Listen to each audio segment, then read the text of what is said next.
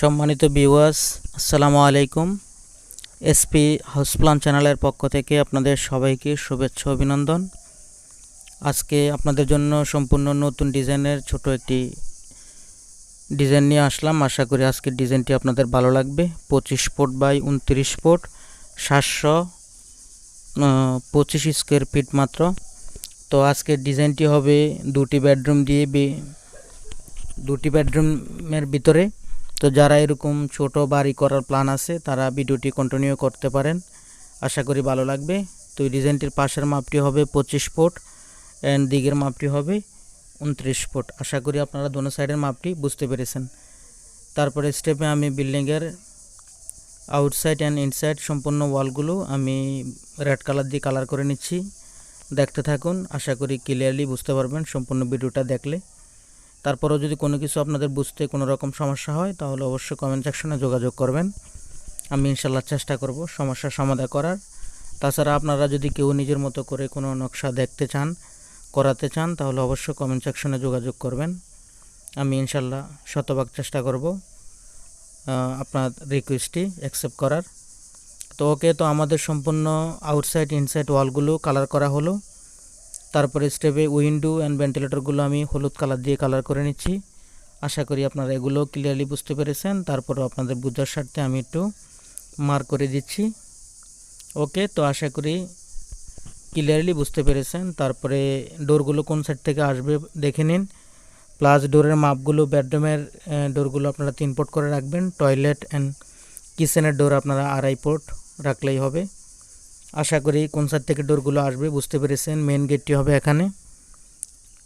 আশা করি মেন গেটটিও আপনারা বুঝতে পেরেছেন। স্টেয়ারটি আমাদের এখানে। সিঁড়িটি এ সাইড থেকে উপরে উঠাবেন। সিঁড়ির মাপটি 3 ফুট করে রাখবেন। আশা করি স্টেয়ারটিও আপনারা ক্লিয়ারলি বুঝতে পেরেছেন। তারপরে দেখাচ্ছি কলমগুলো, কোথায় কলমগুলো বসবে বিল্ডিংয়ের। কলম সাইজ, বেস সাইজ, বিম সাইজগুলো আপনারা ভিডিও শেষের দিকে আমি অবশ্যই দেখাই দিব আপনাদেরকে। তো ততক্ষণ পর্যন্ত সাথে থাকবেন। তো আশা করি কলম চিহ্নগুলো আপনারা ক্লিয়ারলি বুঝতে পেরেছেন। ওকে, তো তারপরে আমরা ভিতরের রুমগুলো দেখানোর চেষ্টা করব।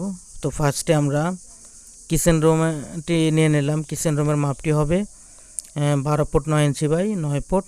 মোটামুটি যথেষ্ট একটি কিচেন রুম হবে, অনেক সুন্দর। তারপরে আমাদের একটি মাস্টার বেডরুম হবে। ফার্স্ট মাস্টার বেডরুমের মাপটি হবে 12 ফুট 9 ইঞ্চি বাই 12 ফুট। আশা করি ফার্স্ট মাস্টার বেডরুমের মাপটি বুঝতে পেরেছেন। এটার সঙ্গে একটি অ্যাটাচ টয়লেট থাকবে, তো বাথরুম সহ। তো এটার মাপটি হবে 6 foot 4 inch by 6 fit.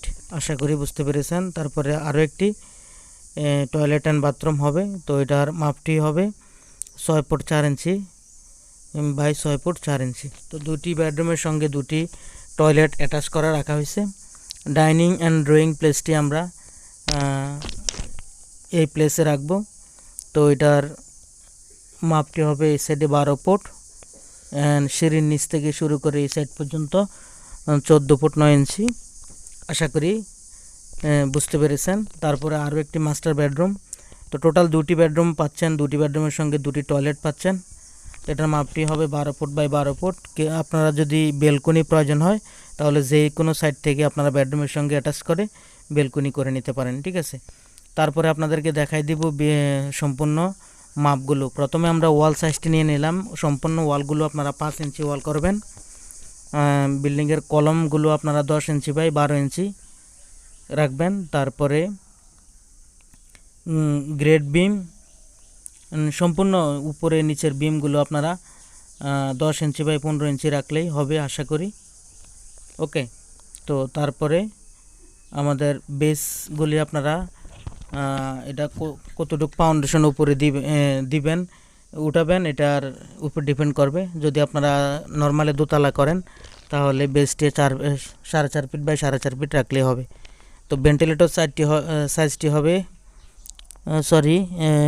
Window সাইজগুলো আপনারা 4 ফিট বাই 5 ফিট রাখবেন অ্যান্ড ভেন্টিলেটর সাইজটি আপনারা 1.5 ফিট বাই 2 ফিট রাখলেই হবে, ঠিক আছে। তো আশা করি আপনারা বুঝতে পেরেছেন। তারপরে গেট ডোরটি আপনারা 4 ফিট